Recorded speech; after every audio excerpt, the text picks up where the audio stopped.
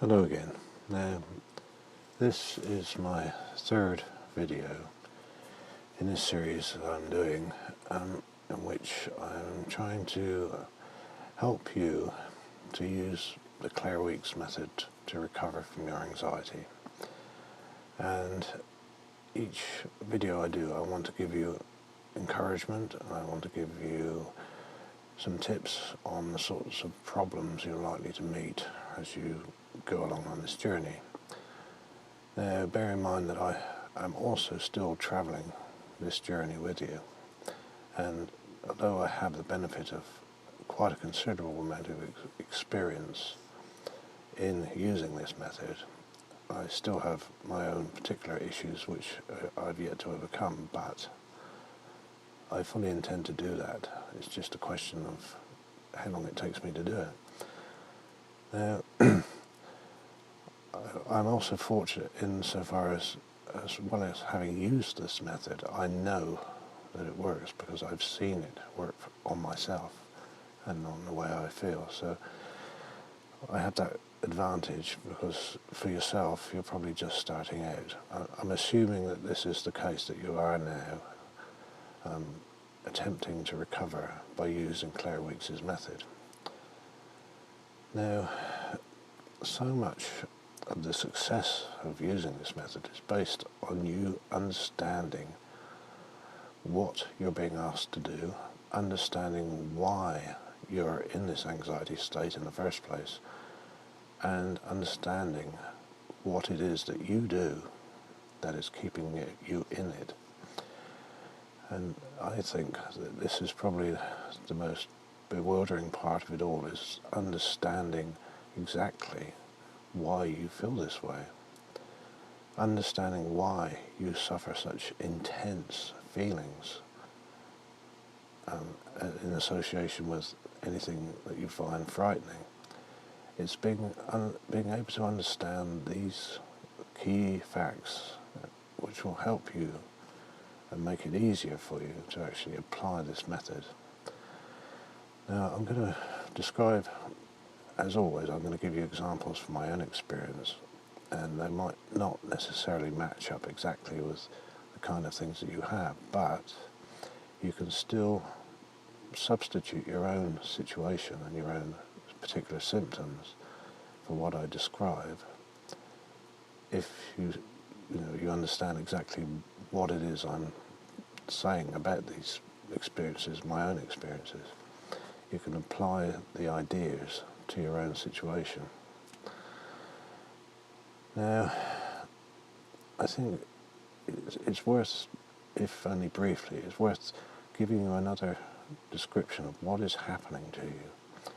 And I know I repeat myself on these videos, but that's intentional because I know it can be very difficult to retain information. I know how hard it is to remember and to concentrate.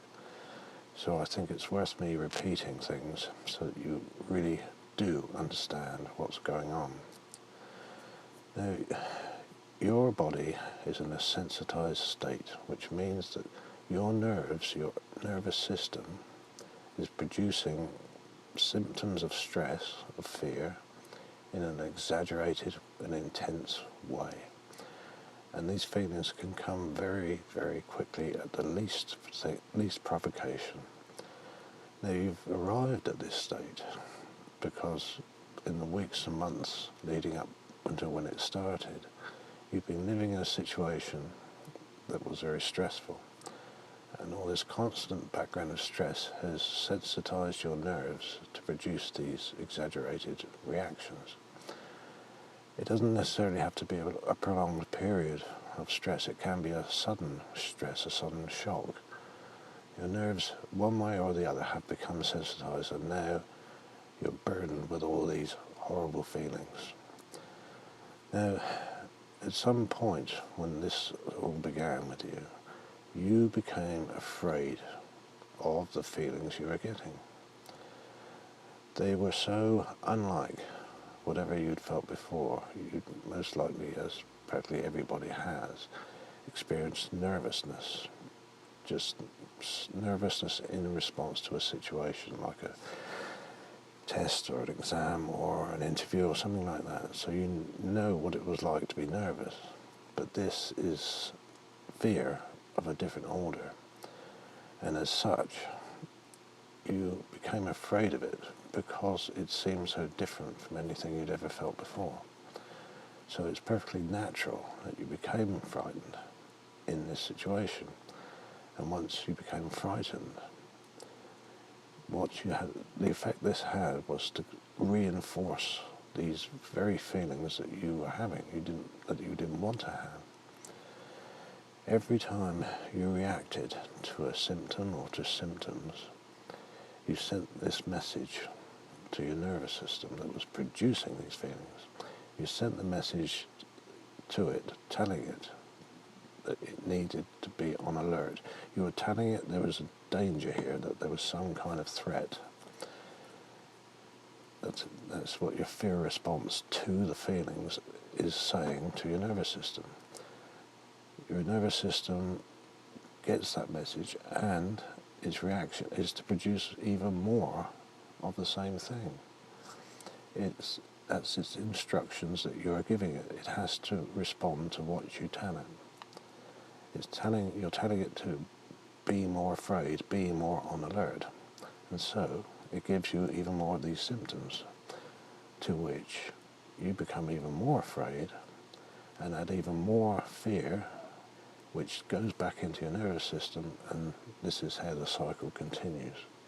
You keep feeding your nervous system with frightening thoughts. Now the Claire Wicks approach takes exactly the opposite way. Instead of keep frightening yourself in this way, you start to tell your nervous system that by accepting it and letting all these feelings happen without you reacting to them, without you frightening yourself over them, you're telling your nervous system that it doesn't need to be on this high state of alert. And this is a gradual process whereby you keep on doing this, you keep practicing doing it, and then finally your nervous system will start to respond. It may take its time because, as I've said before, it is your protector. Therefore, it has to be absolutely sure that the danger has gone. And this is what repeated acceptance does. It keeps telling the nervous system to calm down, basically. And that's how it works, and that is how the cycle of fear that you're in gets broken. Now, when you first start out on this journey, obviously you're going to find it hard because the methods you've been using to date, the fighting and tensing, trying to stop methods that you've been using, are very strongly entrenched. In other words, you have a very strong habit of doing this. So when you start to try and do it differently, when you start to kind of give in to these feelings, as it were, it kind of feels wrong, because it feels like you're going against what your instincts are telling you to do. You feel, for one thing, that if you totally give in to these feelings, that they are somehow going to get even worse and overwhelm you, or some terrible thing is going to happen to you if you decide to let these feelings come. Know that this is all a mistake. That's not the way it works. The only way symptoms can get more intense is by you feeding your nervous system more fear. Whereas, by surrendering and letting these feelings come, you're actually giving it the message, like I said, to calm itself down. Nothing terrible is going to happen to you. As you start on this process, you will gradually begin to notice that this accepting approach actually works. It might be a slow process, and in the beginning, you might find it very hard to give up this tense hold on yourself, to give up this fighting attitude. It's hard in the beginning, but each time you do it, even if it's only for a few seconds or a few minutes, each time that starts the process of telling your nervous system to calm down. Now, it's like I've said before, it's an indirect way of dealing with your symptoms. You can't switch them off. You can't make them go away. They're beyond your conscious control. So you need to develop another approach, which is to change your attitude. That change of attitude is what acceptance is all about. Now, as I said in the beginning, this can be hard, but sooner or later, if you persist, you'll begin to see the effect that this has on the way you feel. You'll begin to find that the symptoms start to come less often, or they become less intense, or it takes less and less, more and more, to trigger them, to make them happen. But this is a slow process, and it does take practice. Now, something else that you might find, it's not necessarily the case with everybody, but mornings seems an especially difficult time for many people. And it's often in the mornings that you feel at your most vulnerable, and you feel that you can't actually use this approach. But that's not the case with everybody, but it's certainly mornings can be more difficult, and that's usually because of your metabolic rate being lower, which is the rate at which your cells produce energy. So keep that in mind. Now,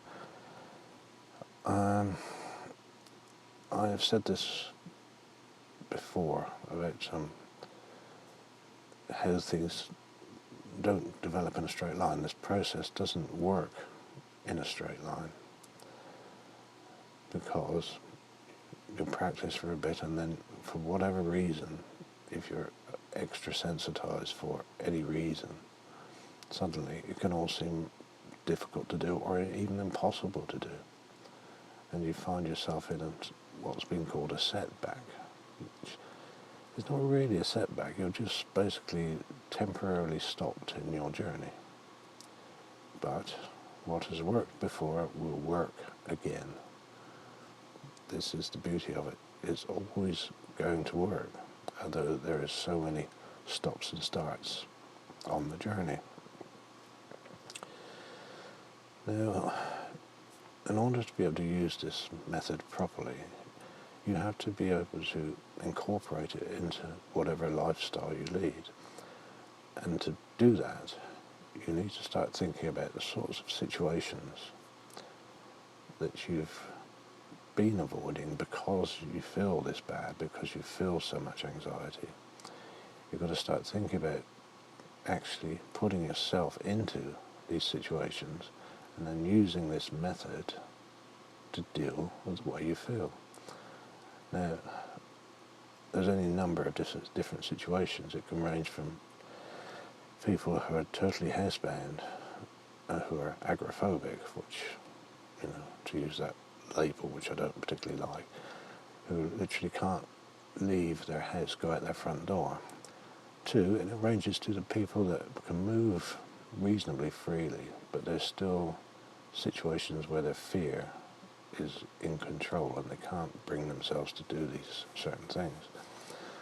So everybody is different. Everybody has particular issues, particular situations or experiences where fear is controlling them, fear is stopping them. And it's these things that you need to consider and think about actually putting yourself into. As Claire Wicks so beautifully put it, a recovery lies in the places you fear. Seek them out with utter acceptance. And that sums it up. That's just what you need to do. Now, I have mentioned in previous recordings about the Freedom from Fear Recovery Program, which was originated by David Johnson in New Zealand.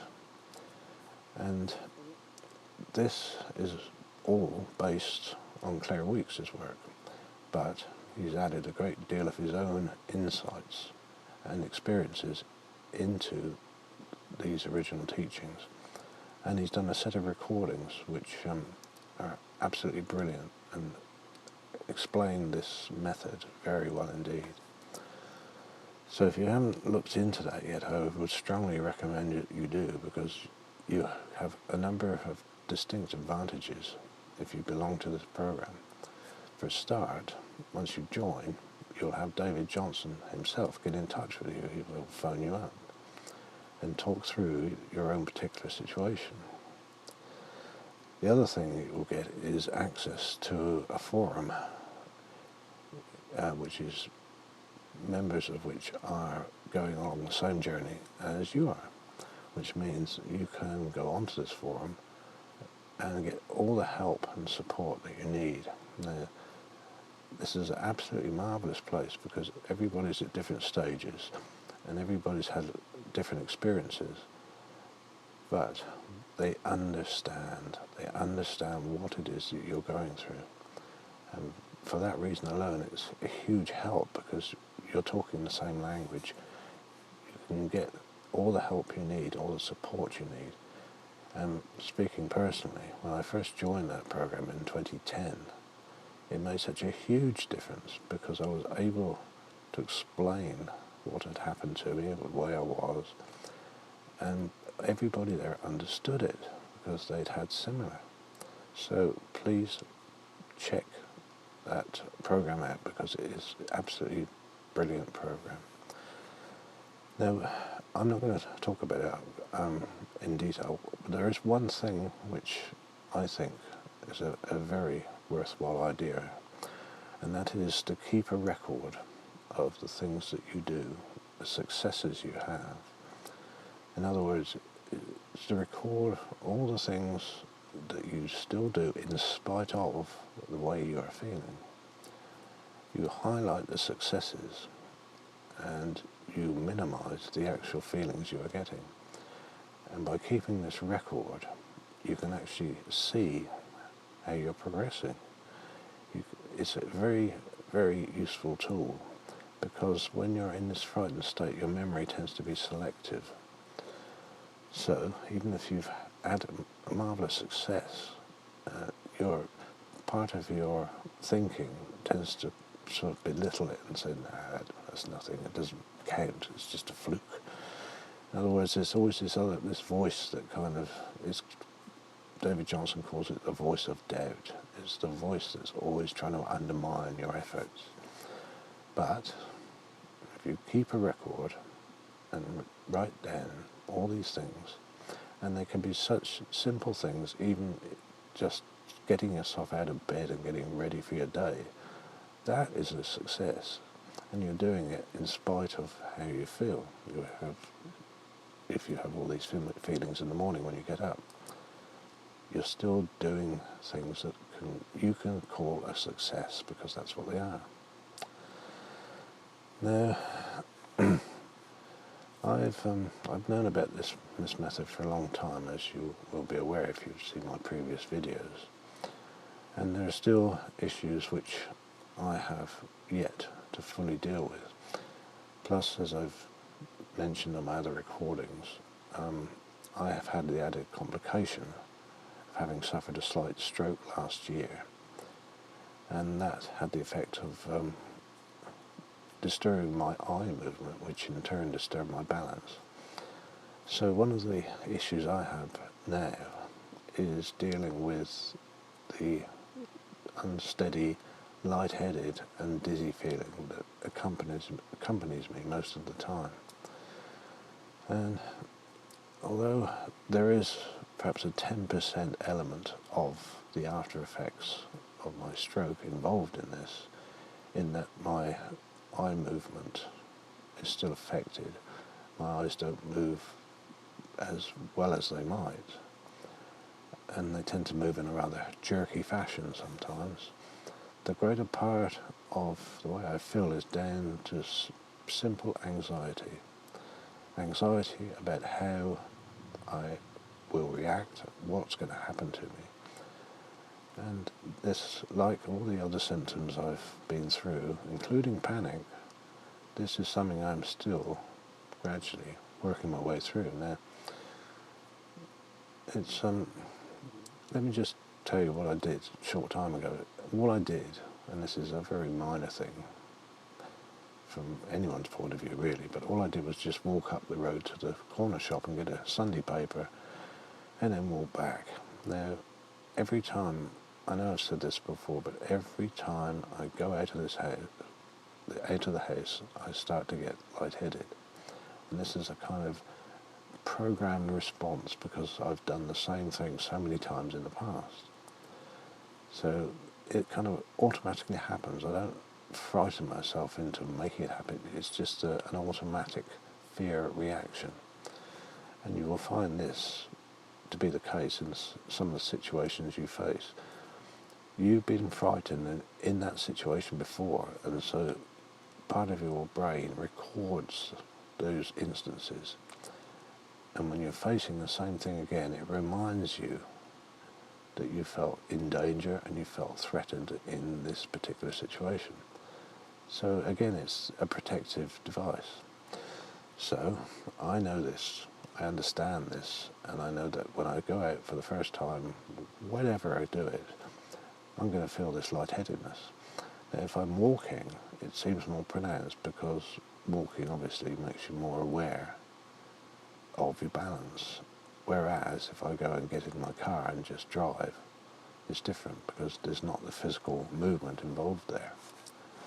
So I still get the same lightheaded feeling, but it's less if I'm driving than when I'm walking. So what happened? I just walked up the road for 5 minutes, 10 minutes, and I felt like I was kind of floating along, and if I turned my eyes and looked around me, everything seemed not out of focus, not blurred or anything, just unsteady, because when I'm in that state, my blood pressure goes up, obviously, if I'm in any way a frightened state, and the rise in my blood pressure causes my eye movement to become a bit jerky. Now, I understand all this. I understand what's happening to me physically, and that makes it easier to accept that it's going on. Now, I'm not saying that I don't dislike this feeling. I mean, who would like it? I mean, it's a horrible feeling. But I keep going, and I know that if I keep going, after a few minutes, it will tend to wear off, which it does. I can be out walking for 20, 30, 40 minutes, just walking in the local roads, and that feeling is always there. But the more I do it, and the more practice I get at it, such a simple thing, I know, but the more I'm facing what is happening to me, I'm not avoiding it, the more I do that, then the easier it becomes, because I can use Claire Weeks' method to deal with the way I'm feeling. And this is what you're aiming for, to practice using these 4 principles in any situation you find difficult to do because of your nervous symptoms. So that is where I'm getting to at the moment. I'm still working through this, and I can't yet totally accept it because there's still this nagging fear that something might happen, that I might fall over, I might collapse. I've done the same things hundreds of times and nothing like that has ever happened. But until such time as I realise that I can convince myself of this by repeated practice, then I'll lose my fear of it. And that's how it works. You lose your fear of whatever it is that's frightening you right now.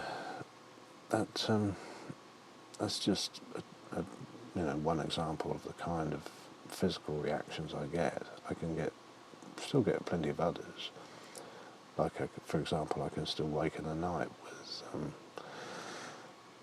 an unsettled stomach, because usually either I'm having a bad dream or I've just been breathing badly or something like that. But it all amounts to the same in terms of how I deal with these feelings. Time was when I started out on this journey, I used to be terrified of all these feelings, all of them. And whenever they came, I used to add so much extra fear to them because I was frightened of the consequences, frightened of what might happen. But as I've become accustomed to using this letting go and accepting approach, as I've become more practiced at it, yes, I can still get these feelings, but I no longer have to make them escalate by being so upset by them. I can say, oh yes, it's just that again. It's this right inner voice I mentioned before, the voice that encourages you and helps you through. And it's that which is what you're going to develop as you practice using this method. Now I want to just conclude this particular recording by looking at this whole philosophy of Claire Weekes, not just from the point of view of dealing with your anxiety, but to look at it as being a way of life. And that might seem a bit strange to say, how can you use this as a way of life? I want to give you an example of how using it as a way of life has actually worked in my own life. Because it was quite remarkable what happened. And I'll try to explain what I mean by this. I talked about my earliest experience of anxiety when I was 18. And I haven't really mentioned what happened subsequent to that. Now, I decided during the course of that year, as I got better, I decided that sooner or later I was going to have to make a decision regarding work. Now, I was fortunate in that I could stay off of work, basically indefinitely, but I knew that sooner or later I'd have to decide either to quit the job or to actually return to it.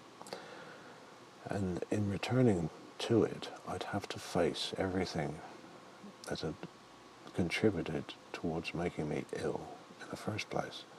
So obviously that was quite a scary prospect.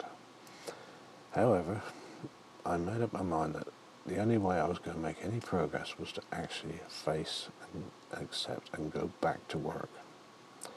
So in the October of that year, I returned, and everything I'd learned in the months previous, and everything I'd learned thanks to Dr. Weekes, I used these techniques to get me through it.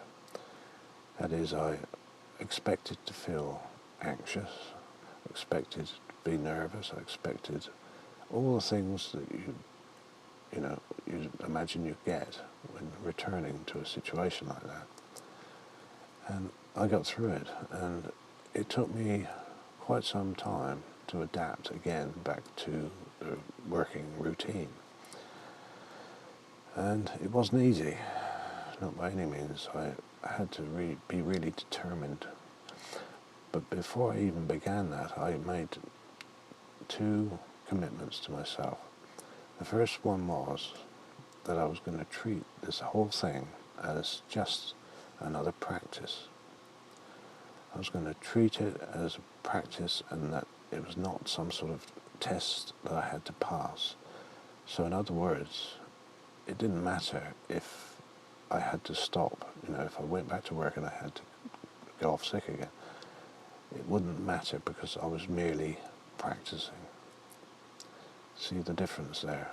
It wasn't a test, it was just another practice. And the second thing I committed myself to was to go and do it with no expectations. Simply to go along and do what I could, work as well as I could, without any sort of expectation as to what would happen. And it was a much more relaxed approach, those two things, by saying, well, I'm just taking it as it comes, practice, and have no expectation as to how you will do, just practice. Now, I started in October, and by mid-November I was asked to attend a medical. Clearly they just wanted to see how I was getting on. And this medical involved me going to London. Now, I used to pass through London to go to work each weekend. So I just had to stop off in London and go to this medical, which, as it happened, was just opposite St James's Park, which is just down the road from Buckingham Palace. So it wasn't difficult for me to find it. Anyway, I went into this medical, and I was greeted by this quite elderly, very friendly-looking doctor. And I sat down and we talked for a while. He just, asked how I was getting on.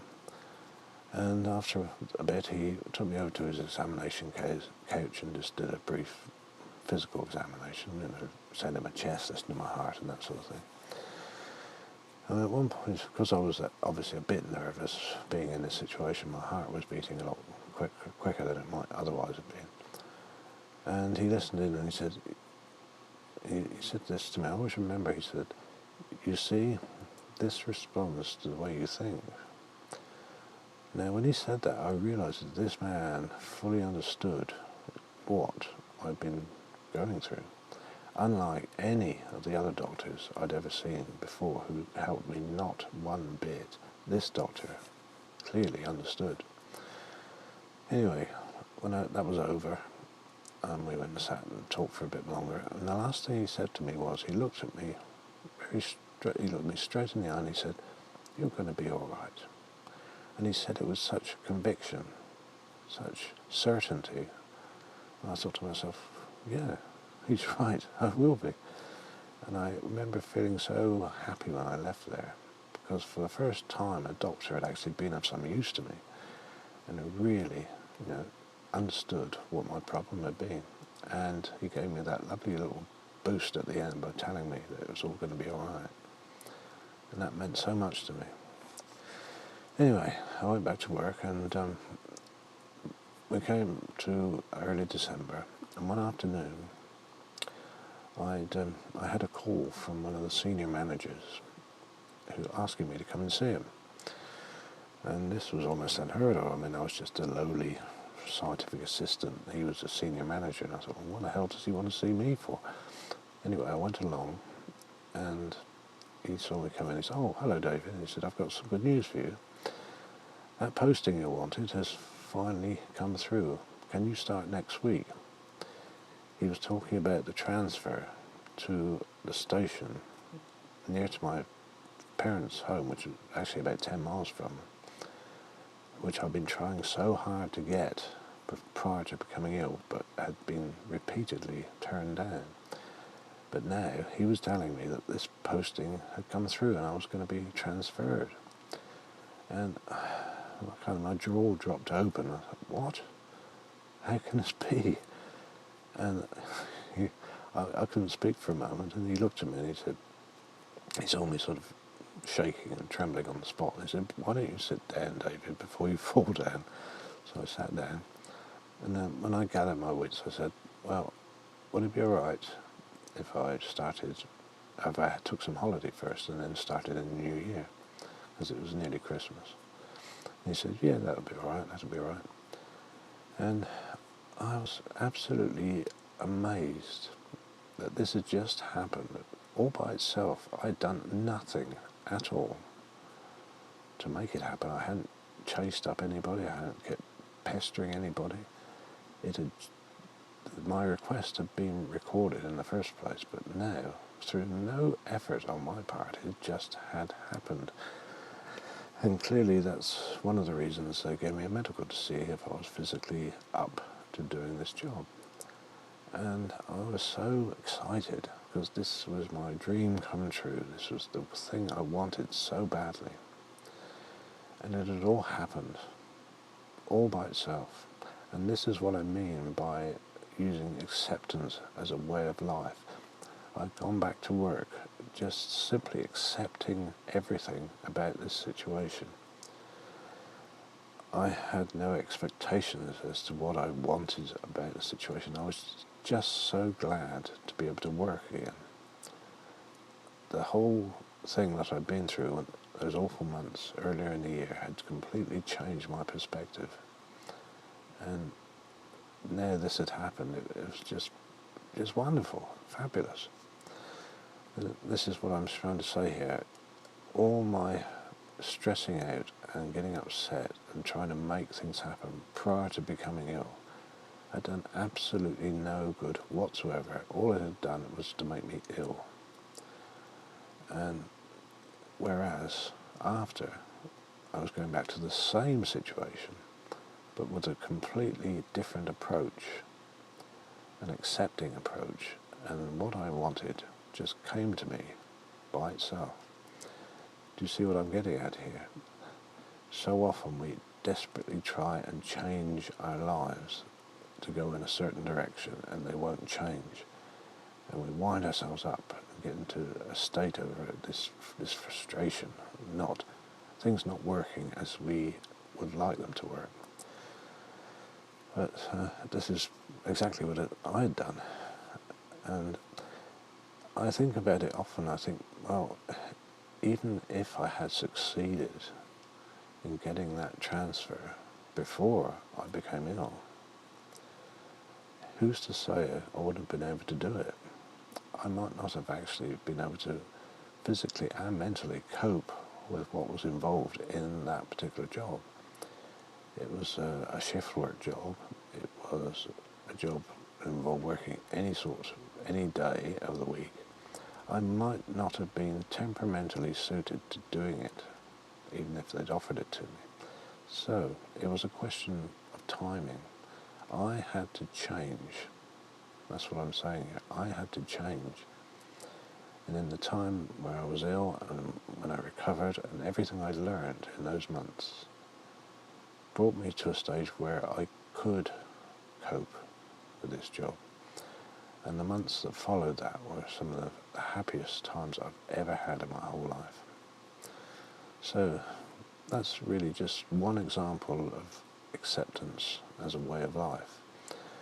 And I can give you another one, which I will mention in a future recording, which was over a much longer time scale, much longer.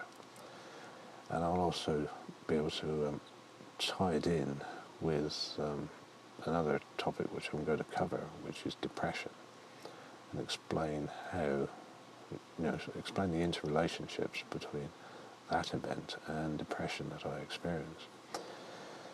But meanwhile, rather than ramble on for ages and ages like I do, I just wanted to really just give you this encouragement and give you a few little tips as to what you can expect. And I shall do further recordings because I will try and cover as many different things as I can think of here, and try and cover as many different situations as possible. But this really is just a getting you going message, because like I said at the beginning, I know this method works, and it's worked for me, and it's done wonders for me, wonders. And it has done the same for so many other people. So ever impossible it sounds to you, I urge you, please give it a chance, give it a try. You've got nothing to lose here, and everything to gain, because you'll get to a point where fear doesn't matter to you anymore. And just think of the possibilities of being like that. So for now, until the next recording, I thank you very much for watching, and talk to you next time.